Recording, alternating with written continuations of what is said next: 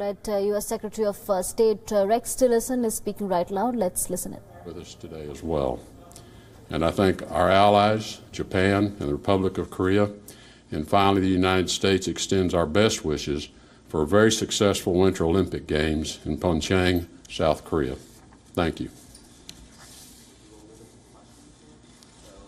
We'll do questions starting with Canadian Glenn McGregor from CTV. One question, no follow-up, please. Minister Freeland, is there a role for Canada in enforcing those sanctions, specifically in maritime interdiction? And Secretary Tillerson, have you asked Canada and Canada's military to play a role in this important part of enforcing these sanctions?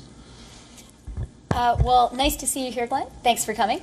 As Secretary Tillerson said, we had an extensive discussion of counter-smuggling, sanctions evasion, and maritime interdiction. And one of the points that we discussed at length, and I think it would be fair to say the group of 20 nations agreed on, is not only are sanctions starting to bite, are they starting to have a positive effect, but the best next step for us to take is to be sure that those sanctions already in place with UN approval actually are fully implemented. So that was an issue we discussed at some length. And certainly Canada has a strong role to play. We are working together on a number of different fronts. We've joined together with our American partners in capacity building for countries. There are a lot of countries we have found in the world who have the political will to implement sanctions but lack the technical capacity. And Canada is contributing $3.25 million to a joint effort with the United States to work on that capacity building. All of us collectively also agreed that in our bilateral interactions with countries around the world and in our interactions with regional groups that we are part of, for example, Canada, as you know, is a member of the Lima Group, and I'll be in Santiago at a Lima Group meeting next week.